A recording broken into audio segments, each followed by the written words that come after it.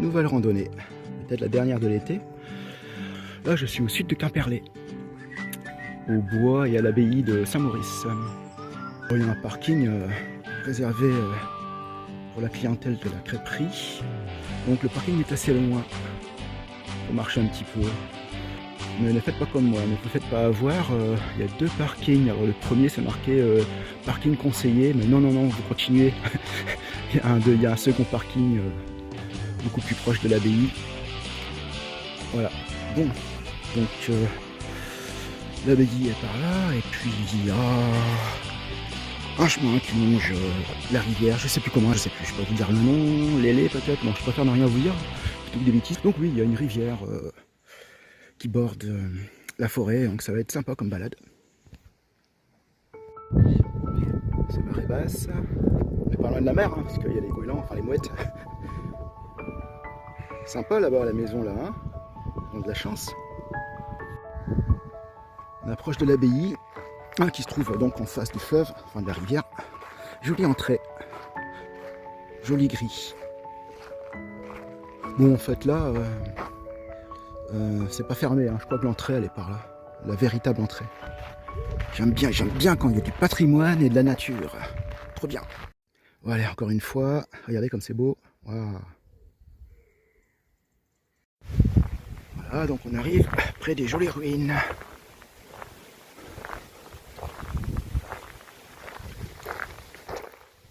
Je crois que le sens de la visite c'est par là, regardez. On va aller voir, on aura une belle vue de là-haut. Allez, je vous reprends là-haut. Une belle vue effectivement. Sur la rivière. Tiens, j'ai oublié de demander comment elle s'appelait tout à l'heure à l'accueil, la rivière.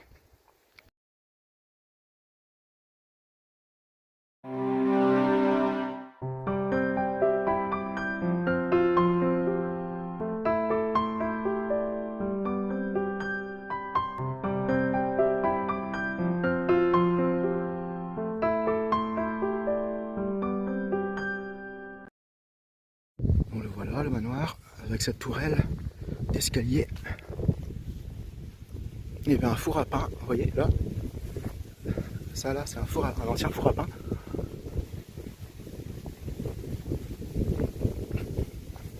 Voilà, je vais zoomer un peu moins. Voilà.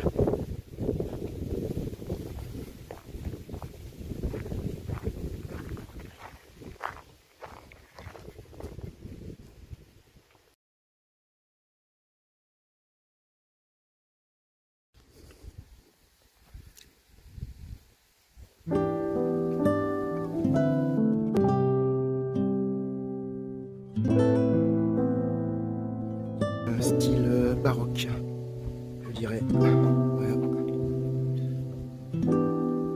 1600, 1700, ça va être très mauvais à cette époque-là. Parce qu'on a vu qu'elle datait de 1100. On va continuer par là. Alors je sais pas ce que c'est que ce truc, mais c'est très moche. Ça n'a trop rien à faire là. Donc là c'est une autre porte de l'église sur le côté. Par contre celle-ci elle est plus médiévale, hein, en ogive comme ça. Là c'est gothique, 1200, 1300. Bon bah, je vous fais un cours d'histoire. Je peux pas m'empêcher, hein, d'abord ça me passionne et ensuite j'ai fait un petit peu d'histoire de l'art.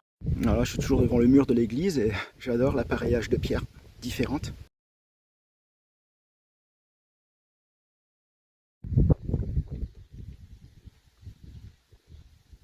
Voilà, je suis devant la salle capitulaire. Très jolie.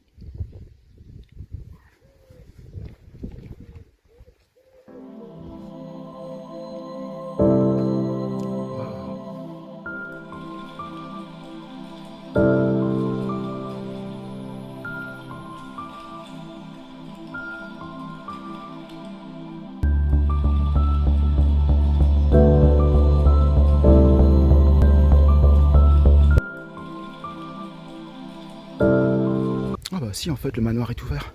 Bon, on va y aller. Il y a l'air d'y avoir une expo. Il y a une vitrine avec tout ce qu'on peut trouver dans une forêt. Des insectes, des plumes, du lichen. Qu'est-ce que c'est que ça? Et des marrons, des châtaignes. Moins commun, moins mâchoire. 2 sangliers, je crois. Et là, c'est une mue de serpent.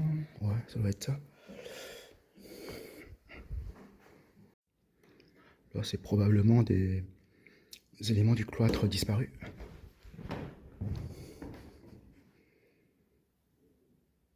Un mur à abeilles. Je ne connaissais pas. Très fréquent au XVIIe et XVIIIe siècle. Ça a abrité des ruches en osier comme celui-ci. Voilà. Voilà, là je vous fais une vue d'ensemble.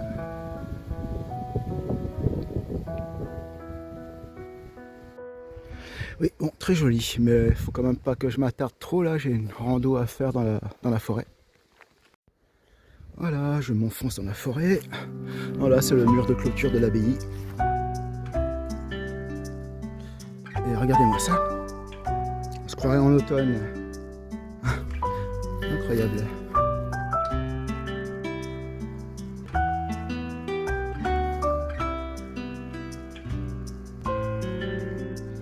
Alors je vais vous lire la plaque brièvement. Donc c'est au sujet de la fontaine qui est là-bas. Donc la fontaine des dimanches. Donc ces points d'eau étaient utilisés par les gens de la forêt. Charbonniers, braconneurs, ouais, bûcherons, sabotiers, tout ça. Et probablement fontaine des dimanches, parce que le dimanche était le jour de repos, ils venaient ici pour faire la lessive. Et laver leurs outils.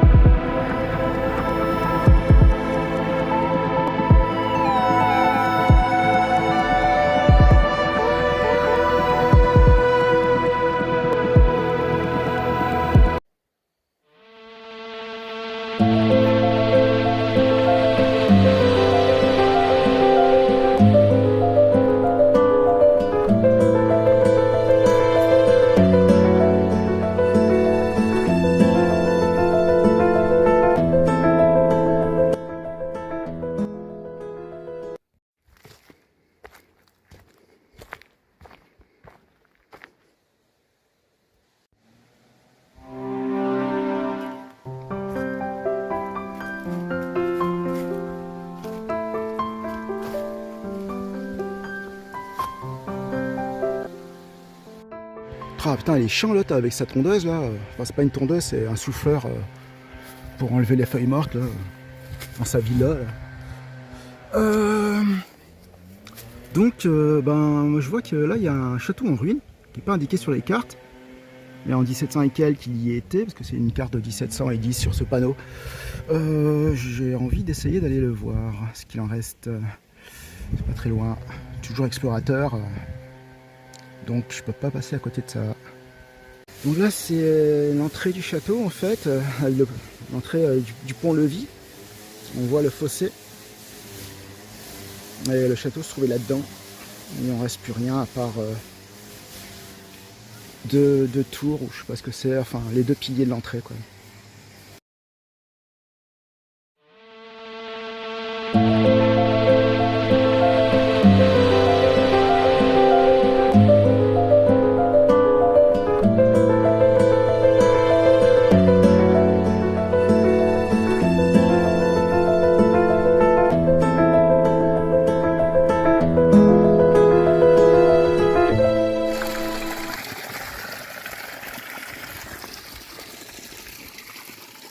Ça a été construit par les Boches pendant la guerre.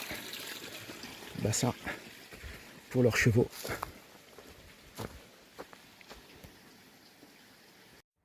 Il y a des chevaux qui passent par là. Avec des cavaliers. Quelle chance! J'ai une amie qui va penser pareil que moi. Elle va se reconnaître.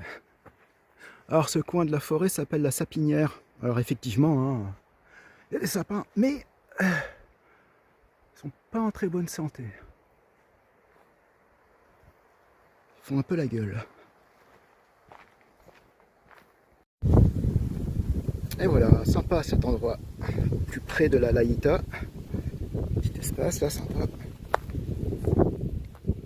Il devait y avoir un quai autrefois ici, les bateaux ils devaient accoster.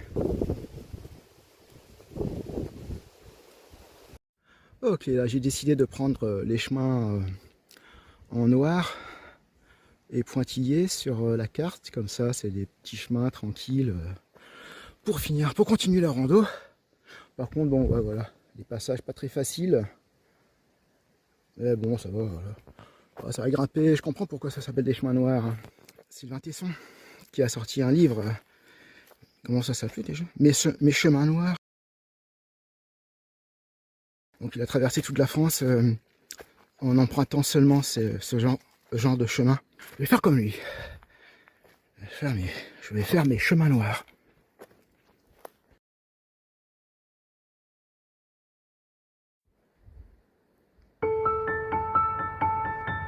Et me revoilà au point de départ de ma rando, l'abbaye. Oh, voilà, j'ai fait le tour de la forêt. La mer a eu le temps de monter d'ici là. C'est Mariotte maintenant, bien plus jolie. Moi je vais monter au camion.